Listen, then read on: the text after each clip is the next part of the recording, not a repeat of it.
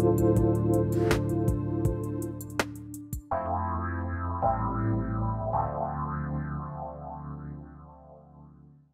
everybody, welcome. It's so great to have all of you tune us in and turn us on. Really is great to have all of you here.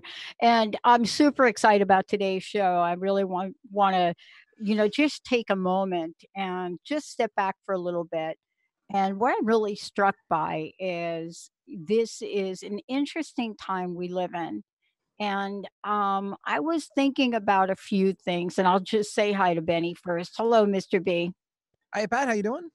I'm doing really, really well. I'm watching sort of the evolution of things, and I was watching of course, we were watching the Super Bowl, but I was really struck by. I was out with a number of my friends, and there was this commercial that came on, and it was with John Legend, and one of my friends turned to me, Oh, the car and commercial. right, it said something like, "Is he really that nice?" And I said, "He really is that guy." I said, "But the other thing I will tell you about my experience of spending basically a half a day with him was he set the bar for a standard for the music video that's going to be released soon to end violence." And I watched him and his nephew Tata Prince, who wrote the song that everybody's going to hear about. I'm not allowed to play it, but I was singing it this morning and I was playing it over and over again. And I realized that sometimes, we compromise on our standards for things. And yet at the same time, there are ways that we can live our lives. And I remember the experience there with him and a number of other people, and how none of us mind how many times they ask us to do and redo what we were doing.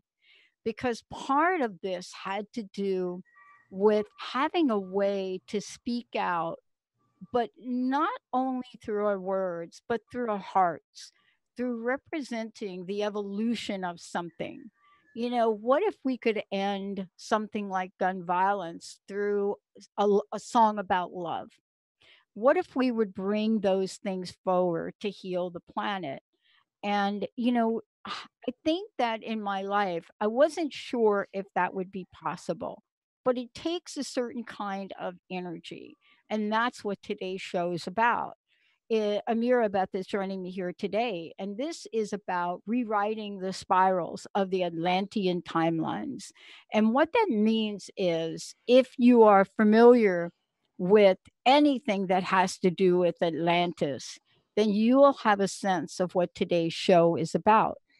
But what does this mean for the rise of the Mer Beings? And what we mean by that, for the most part, if you're like me, you have noticed a series of visibility, let's just call it, for Mer Beings. And you're going to hear from Ameera what that is, her thoughts on what this means, but also on rewriting the history that has to do with Atlantis. Many of us got to experience, at least, even if you didn't know you were experiencing it, you got to experiencing part of the Atlantean way and some of the Atlantean principles. And the question really is, how close is our pop culture to truly representing the energy of what's happening? Ameera Beth is incarnated Mer being and Atlantean priestess, holds the ancient philosophy, wisdom, knowledge of the great kingdoms of Atlantis and Lemuria, especially that which resides in one's DNA, in her soul remembrance. But more importantly, there is an awakening that is happening now. And so, as the world is supposedly awakening, and it doesn't feel like it, we are, what is it about that awakening that really calls for us to bring forth the sacred feminine, but to also bring forth translators, conduits? Because in the vibration of this, we know something's got to change. We know when we think about our oceans and we look at what we're doing, we know something's got to change. But part of this is understanding what it is, why it is, and what we can do. Today's show should be one where we tap upon this energy and the vibration and presence of something that's new yet so old. Ameera, great to have you. Thank you. Can you hear me okay? Is my voice all right? Gotcha. Okay. Yeah, and Perfect. believe me, Benny will let us know Okay. if we're not sounding like cool. I want to start out with a couple of things I've said. Many people probably are talking about the Super Bowl. Some people are talking about commercials, but there are a couple of folks that are talking about some of the things that have been brought forward in a way of consciousness about the planet. But more importantly, talking about some of the things that perhaps we know about but don't know about. And I call it the Mer energy because I see the way it's rising up in our pop culture. And you and I have talked about it. But where did the Mer come from? And for many people, they're not sure if they know who the Mer beings are. Talk a little bit about that for us. Okay, gladly. And there was so much in your in that paragraph. It's kind of like where to begin, right? Yeah. I guess beginning by just stating that the Mer beings are real. Like, we are not mythical beings. We are actually a form of an elemental, not the same as elementals, but a form of a higher consciousness elemental that exists in another realm. Like many beings that we would call mythical actually exist in a different realm of reality. There are many, many universes, dimensions, realities, not just this 3D reality that we're so acutely aware of here. That's very five sensory. There are many other realms of reality in existence, and the Mer beings, those of us who are not incarnated in human form, have always been. We've always been in these other realities. The Mer beings actually, water is extraterrestrial. Water came from outer space. Water was the first element to form on Earth or to come to Earth. Water actually fell from the cosmos and the Mer came with it. This is a water planet. Okay, we know that, and science backs that up, that this planet was pretty much mostly water in its inception. I don't think we take time to stop to think about that. I want to just pause for a minute about that. Okay. I want to pause for a minute because what we're talking about and the radio shows that you're going to be doing, what we're about to say, we have to take this in at our cellular level. Yes. So I think this is what we're missing. And when I mean cellular level, what you just said should cause everybody to pause, right? That this is a water planet. This is a water planet. A lot of responsibility should come with that. What do you think? Well, and we are water beings. We are 70% water. And now the Earth, with its land masses, is about 70% water. So it's still a water planet, even though there is land here. And the connection that humans have that is directly tied to the element of water, which is emotions, is, it is something that most of us don't even realize how important that is to our species and all of the species. So when I talk about the Mer beings being some of we are water, we are that element of water. And if you look around, have been everywhere. They have come out of the subconscious, and the iconography, the archetypes, the figureheads, whether it's, Starbucks, or, Aquaman movies, or all these different shows that are coming out about mer beings, and every little girl wants to be a mermaid, and everybody's got mermaid tails now. There's a reason that archetype is come forward so deeply and so strongly over the past years, because we are trying to bring forward the message, not only that that we are real, that we are incarnated in human form, but our connection to the element of water itself. Yeah. I mean, this is something that I'm trying to really wrap my mind around it in a way that I could understand it. But it's an activist comment I'm about to make. Uh-huh. Even though, and my hearts go out to my friends in Australia, I'm telling you, my hearts go out to these folks. And people may not think about the relationship between fire and the fire elements in water. Mm-hmm. But I will tell you, there is the relationship between fire and water is one of essentially needing each other. Yeah. And we don't talk about that enough. And yet, here you are bringing a message forward to really fill in the blanks for us. Because have you ever known a thing? Let me just call it a thing without, I don't mean to insult you about this, and I really don't, but a thing like talking about Atlantis, right? Mm-hmm. How many people know about Atlantis or know of it? Millions, Right. millions about something that they presumably don't believe ever existed. But everybody knows Atlantis, right? I mean, Yes. nobody had to explain Atlantis in the Aquaman movie, right? Right. Everybody knows. But then we don't know, and you're going to help us understand today, aren't you? I'm going to do my best. And for some people listening to this, that this might be like a brand new concept, that lands like Atlantis, Lemuria, the Mer people, that those are actually real things. But when we start to understand the multiverse, and that this little section of reality we have as 3D beings is like, it's just a teeny tiny sliver of the totality of Prime Creator and what Prime Creator is capable of, we can begin to open our minds to, the idea that when you read, when you've read about or heard stories or mythologies about Atlantis, those stories come from somewhere. Yeah. They come from somewhere. They're not just somebody's imagining, and people confuse imagination with making things up. Right. Right. They're not the same.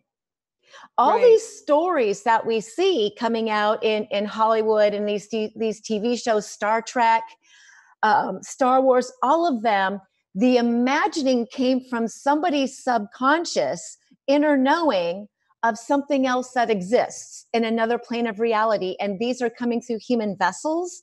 These stories are coming through human vessels to teach us and to show us and open us up to the idea that there is something beyond our five senses and beyond something that we experience here that we're supposed to learn from.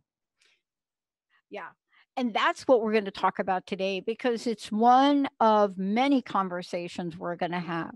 But the lessons, I hope, the lessons of what we are about to and should be learning about today, the lessons as they come forward are lessons that require more than awareness. Yes. They require an action. And we're going to take, oh, if I could say it, we're going to take a deep dive and really look at, what role did the Mer play in Atlantis? Was it as powerful as many of us think it was? And how has that energy of the Mer now moved forward into our day and age, the time we live in, the messages that are being brought forward? All of that and much more when we come back. Today's show, Rewriting the Spirals of the Atlantean Timelines with Ameera Beth. When we come back, we're going to be talking about what it is that the call to action was and what is the call to action now. And when we talk about the fall of Atlantis, what is it we really want to know about that may just save our future? Stay tuned. We'll be right back.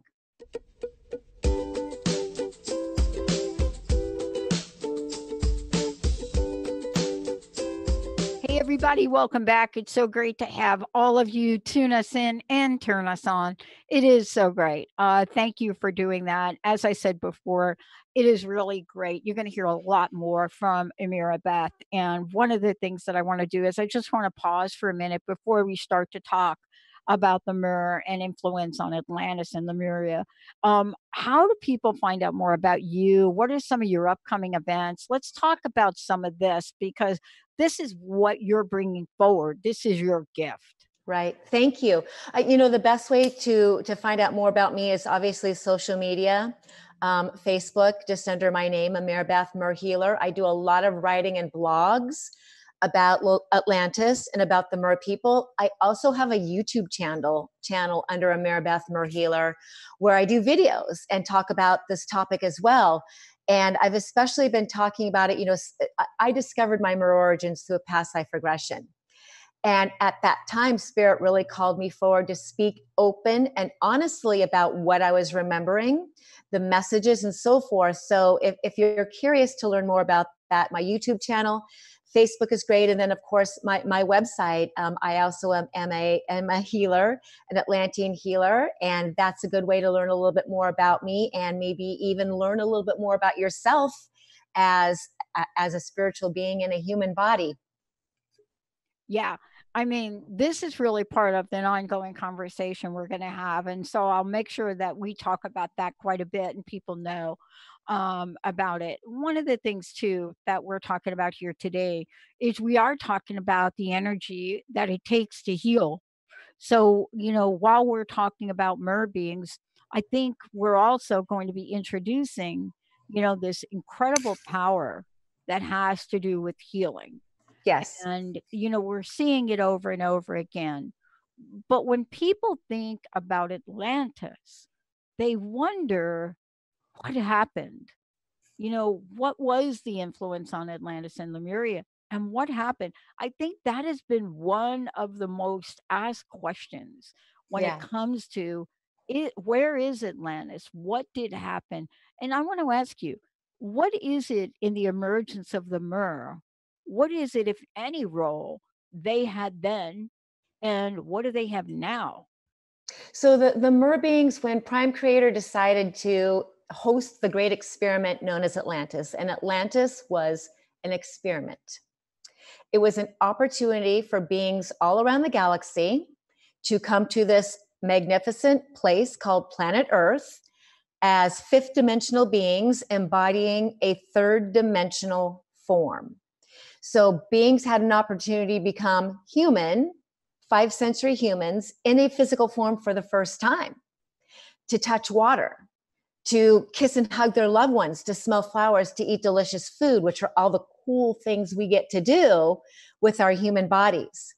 And so they were all very excited, and many signed up for the experiment to see if they could come in as third dimensional beings and retain their fifth dimensional consciousness.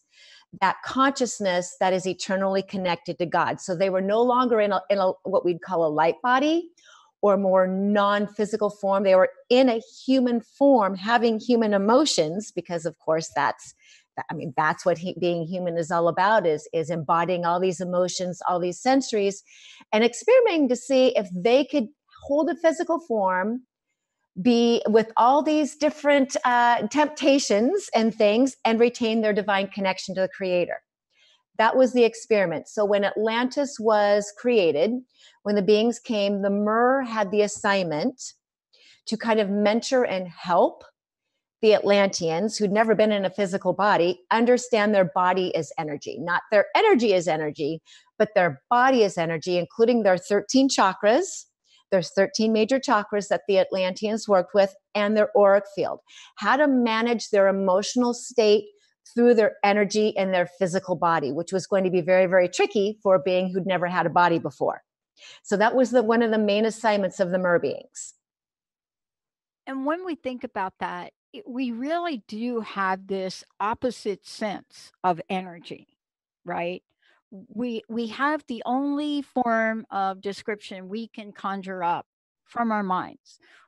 But when we think about this and the way things are being portrayed now, it is really clear that we are really being called to enter a different space in order Yes. to solve some of the problems we have, because the mind may be able to create a few things here and there, but it's really not what's going to come forward and pull us together, I don't think.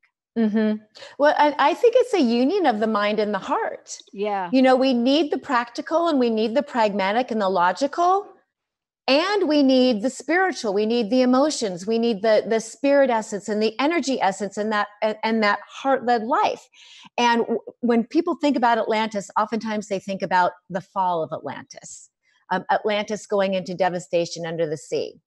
And that trauma, that trauma, because all of us were there. If you are on this planet right now, you were in one or more incarnation of Atlantis, and there were up to 5, and you experienced the fall and the trauma of that experiment.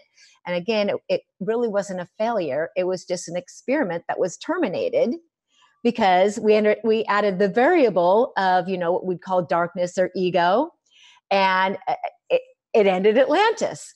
So, but that trauma, because we were in human form, is in our DNA, it's in our cellular memory and subconscious. And so when you think about fears that we have around catalytic events and some of these things that are happening now, like you mentioned, the fires in Australia, that brings up some really deep-seated trauma in most of the collective, because that's an unhealed death, when in fact we're eternal beings. We don't die. We simply change form. But the human part of us forgot that in Atlantis. We forgot that we're eternal beings taking part in an experiment, and that we would go on. I mean, our soul goes on. It's just the body that dies. So some of the things we are relearning and remembering, that nature has cycles. All of nature is in a cycle. Atlantis was a cycle. I call it creative destruction. Create, destroy, recreate. Right now, planet Earth is in a destruction phase of the creative destruction. Energy out before energy in. So sometimes when we see these things happening, with the land masses and the fires, how do we not know that's nature trying to purge itself in some way of some kind of energy? Prime Creator has a plan.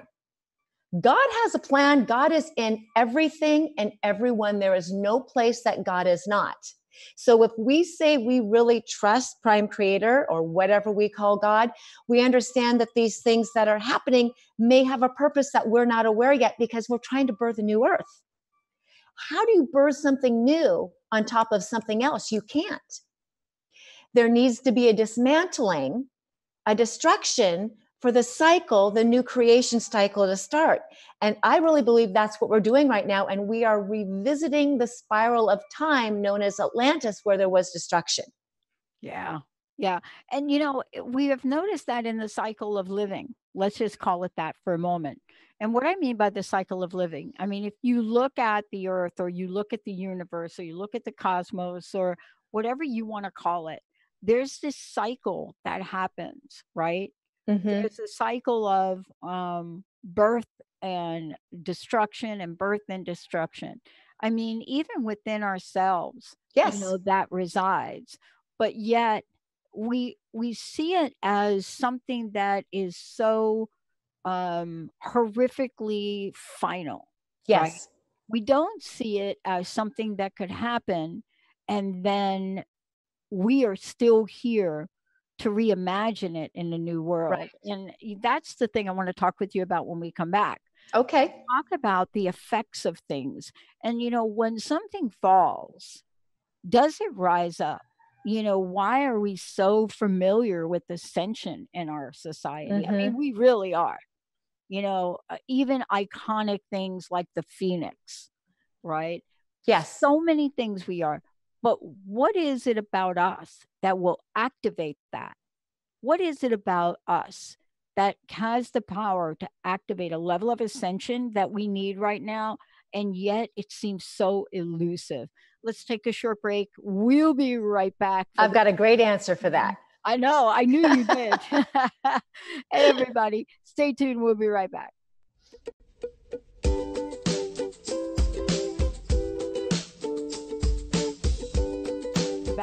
Welcome back.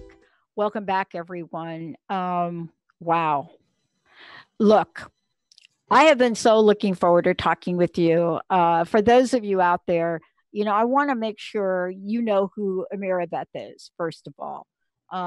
And the reason that this is important, from the first time I energetically connected with her, I went to her website And I was looking around and I just got, I mean, literally, I was fixated on some of the products she has.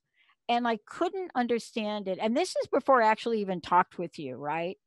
And I was trying to understand the sacred geometry of what she had and what she was building. And then I finally got to meet you, right? And once I met you, I just realized that you are talking about some things that I've really, and many of us have had bundled up inside of us that we don't understand, but have a sense of it, right? A Mm-hmm. real sense of it. And yet, this is such an important time. And just the fact that you exist and exist in this time with this message is, I think, what gives us all hope. Because if we take a look at the effects of our behavior and the effects of who we are, I think we just have to stay strong to the level of hope. Now, before we talk about this, because I could talk to you about this all day. Tell us about some of the upcoming retreats you're doing. Tell us about some of your healing sessions. Please give folks information so they can work with you. Thank you. I'm an advanced level past life regression therapist.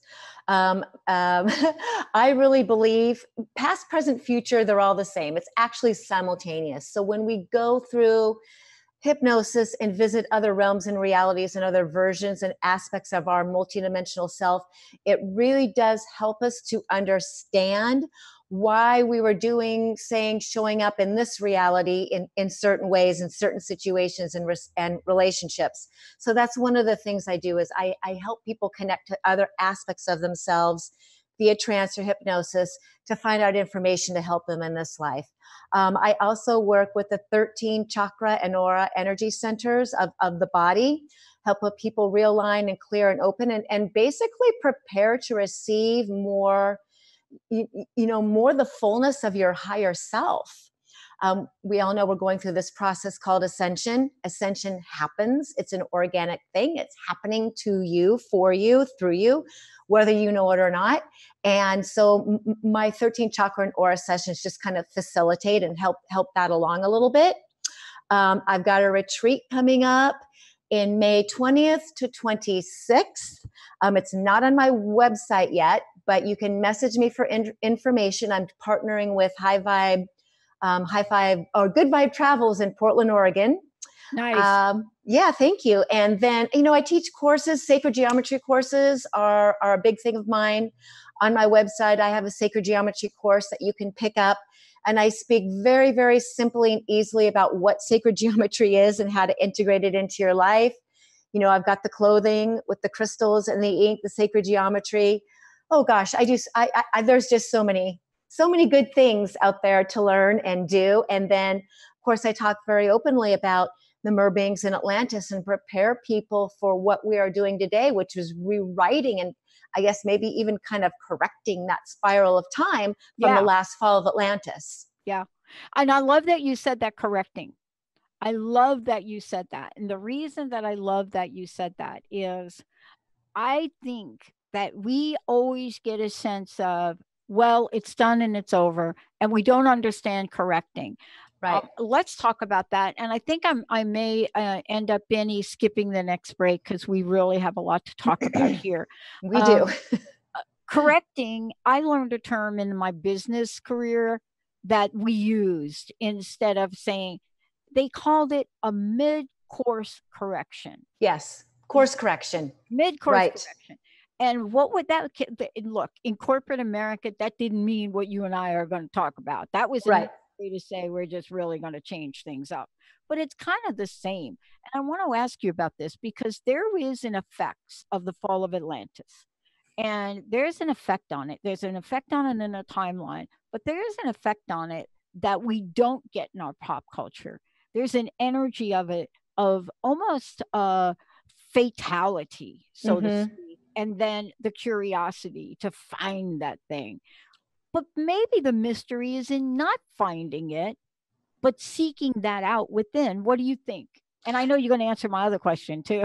Oh, wait, what was your first question? Yeah. The course correction? Yeah. You know that we are here to look at Yes. what the role is so that we can come together and create some positive change. But there's something you said before I want you to share. And maybe there're just some things that we're not really supposed to change. We can't change the past because there is no past. All time happening simultaneously.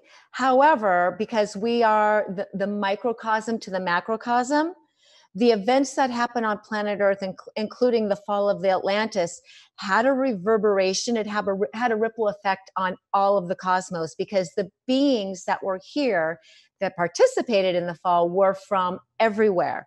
So every lineage, every ancestry, every star system and planet that sent representatives to this planet felt the effects of the fall of Atlantis. We went from fifth dimensional beings to third dimensional beings. In this course correction that we are participating now, we're just in another experiment, basically. We're going from being third dimensional beings to fifth dimensional. We're doing the opposite, and that's never been done before anywhere in the universe. So we are doing something brand new, which is taking our third dimensional bodies and realizing and embodying fifth dimensional consciousness, which is actually changing our bodies too. So we're doing the reverse. And the reason that we're doing the reverse is to course correct that ripple effect that went out, that had such devastating effects on the other universes and on the other lineages, because these star families now look down at their own past, present, and future, and they realize how they affected their realities. So a course correction is different than, I don't want to call Atlantis a mistake. It was not a mistake. It was an experiment that went one way or the other, that had certain repercussions and effects.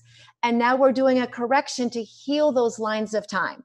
We're healing, every single one of us here is helping to heal that line of time by simply being on the planet and giving our sacred yes to this experiment known as ascension.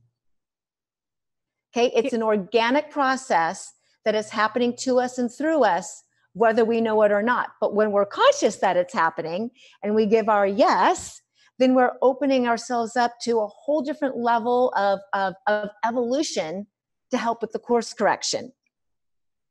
Yeah. I mean, we see and we go through, let's talk about the practicality of this for a minute, if we could.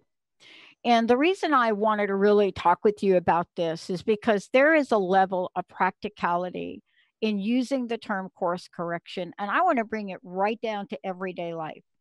Every day, we are doing some form of course correction, whether we know we are or not. Yes.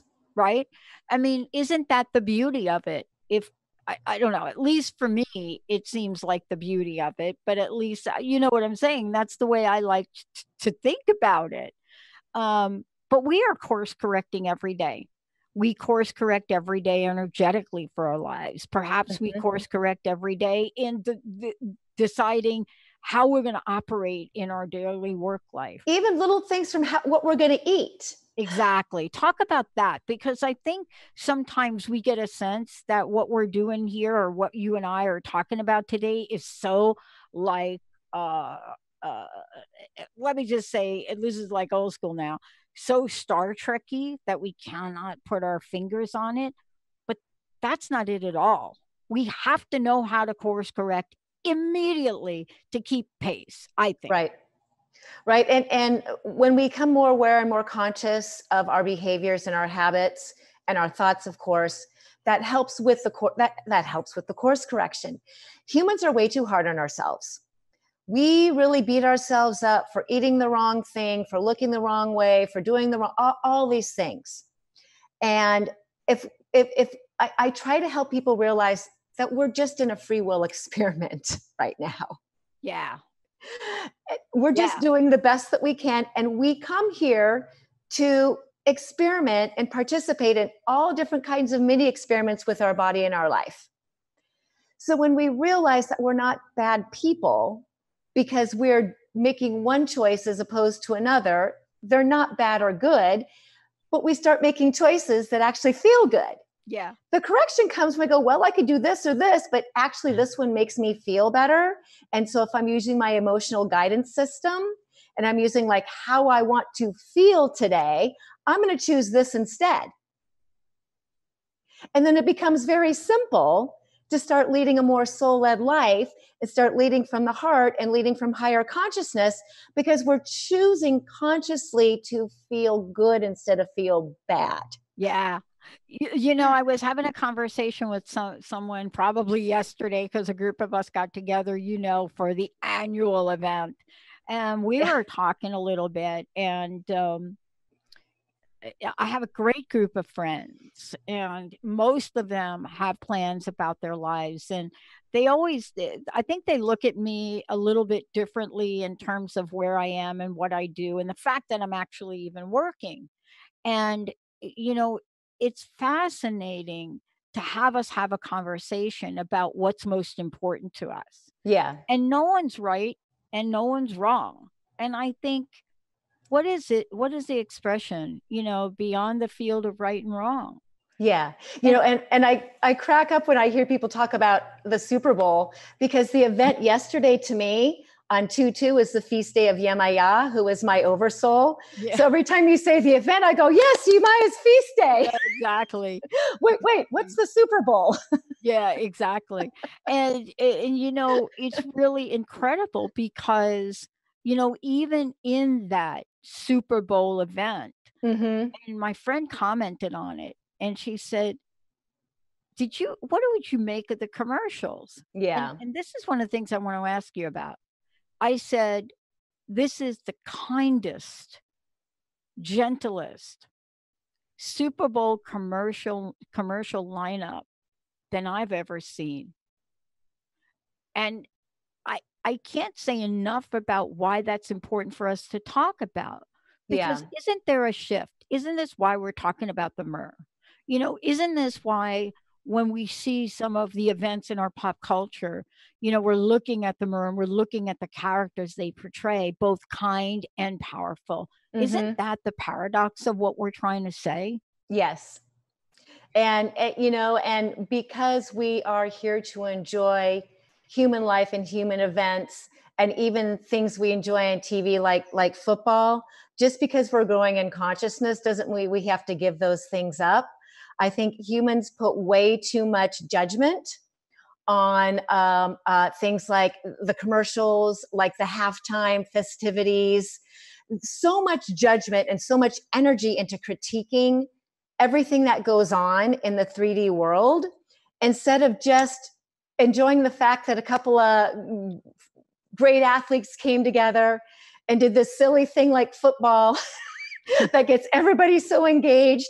And we all just to like it enjoy another aspect of being human through through a game, through a football game, and it doesn't have to be so serious. Exactly. And at the same time, we live in the world where we get to be serious too. And I want to Mm-hmm. talk with you about that for a minute. When we think about Atlantis, we need to really try to take a shift to the new Atlantis if we could. Yes. And I wanted to save a little bit of this because you're going to be back a whole bunch and we're going to talk a lot more about it. But there is a new Atlantis. How do you describe it? And what is life like?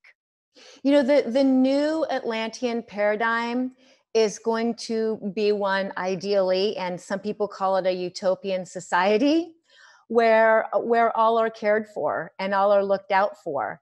And I'm not talking about just political, going to a specific political party to help that happen, Right. where within the human condition we don't need a political affiliation to cause us to treat one another better and to help one another.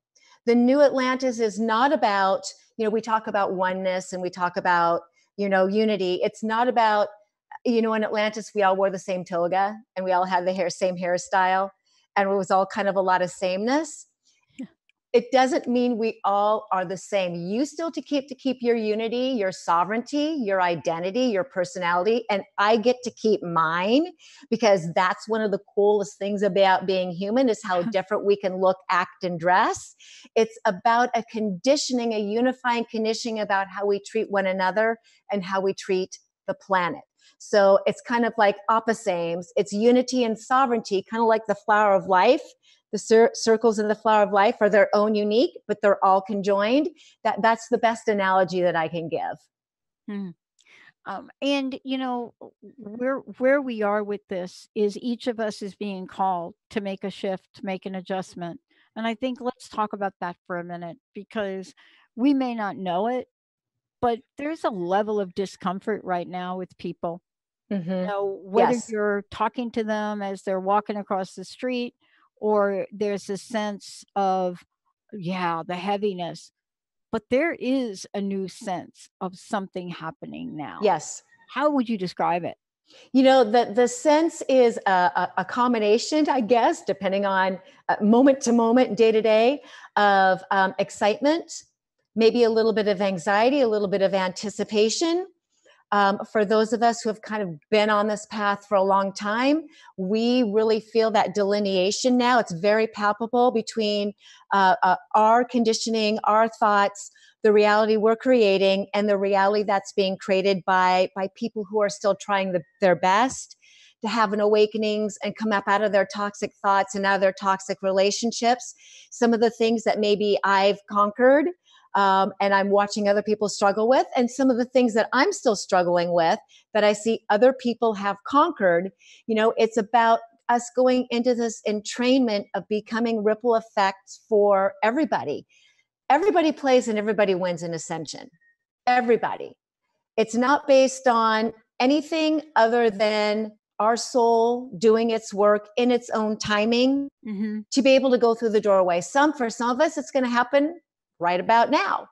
For some souls, it's going to take a little while, some more lifetimes. And that only means that their soul signed up for a different process, that their soul has a different learning curve, and there's no comparison, and there's no better or worse. It's just the soul taking on its mission and its purpose and moving along in its own assigned time. And of Yeah. course, some effort and energy on our human part to help that to happen. Yeah.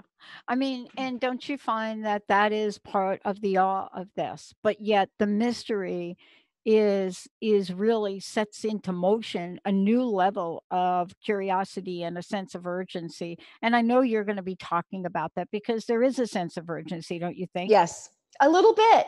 It's like it's kind of this paradox of, like, we feel like we're running out of time, but actually there is no time. So we have all the time in the world.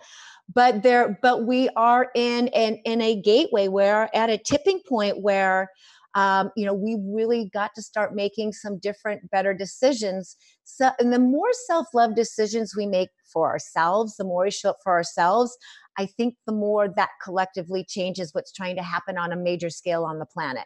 It really does start with each one of us. Yeah. And, part of this too is, if I could ask you this question, when you look at the state of, how should I say it, prevalence today, Mm-hmm. where the Mer is more than an icon, it has taken on an energy. Can you just talk a little bit about what you're being told that energy is about? I believe that energy, and there are many, many beings incarnated from other realms and realities holding a human form. When you talk about the mystery and coming up out or staying in the mystery, I believe there's going to come a time soon when the veil between dimensions is really going to become thin enough that these beings that we call, mythical elves, fairies, angels, mermaids, that they are going to show up just as clearly in this reality as they are in their other dimensions. And that we are being prepared right now to see through the veil and to see fully with our sixth sense, everything in all of spirit and all of creation. Wow. Um, I want to say two things. One, this is really a progressive conversation, one that we're going to continue to have. I want to take a moment, and this time just goes so quickly. I want to take a moment, if you don't mind, and just let folks know again how they can find out more about you. But also, you've got some exciting things happening. I do. And then the most exciting thing to happen to me is being able to host a show on your network Yeah. starting Thursday, the 13th, February 13th. Will be a 1 o'clock Pacific Standard Time on the second and fourth Thursdays.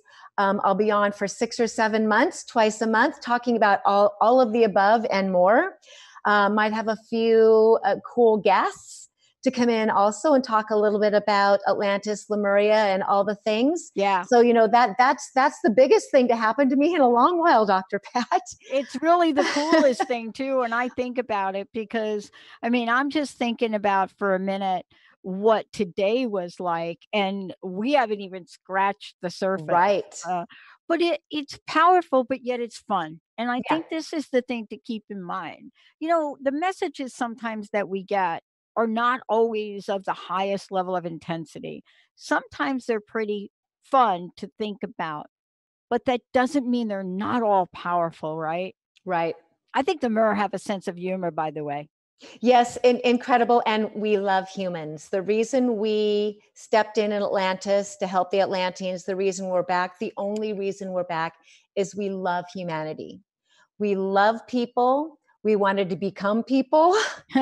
So we did. The idea of the emotions and the walking on land and all of that, like the Mer truly, truly love humanity.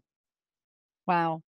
I want to thank you again. Let's give out your website, but also one last question. I would love to know what your personal message is for us today. And remember, let folks know about how they can find out more about you.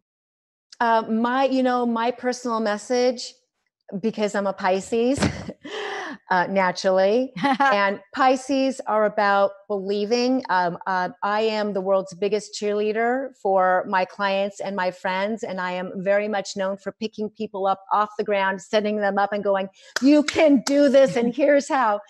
My message would be to continue to believe in yourself. Believe in yourself, believe in what you're capable, believe in what you don't even know that you are capable of, because you are a meta-human in the making, because you are a multidimensional, super dynamic being. And if you haven't realized it now, keep moving forward. You will realize it. Love yourself. That's a big message. Love and believe in yourself. You can find me at ameerabeth.com. That's my website. And then again on Facebook and YouTube. I love it. We're going to have so much fun. I want to thank you so much. Aloha. And sometime we'll talk about how a girl like me from the Bronx connects to, talks with, and swims with turtles. How does that even happen? But that's for you to talk about. Thank you Excellent. so I much look for forward. today. Thank you, Dr. Pat. Aloha. Aloha. For those of you out there, much more to come. This is a fabulous series we're doing, and we've just touched upon the surface. You're going to see lots of ways to participate. Thanks to Ameera. We haven't even talked about the sacred geometry, and I will be talking about it soon, because I just purchased something from her. So let's take a short break, everybody. You've got more coming up Yes, right and here on. Tales from the Mer World. The show will be called Tales from the Mer World. That's it, Just throw exactly. that in too. Yeah, of I'm course going to it tell is. you stories. Yeah, I love it. All right, everyone, we're going to take a shorty. We'll be right back on Transformation Talk Radio.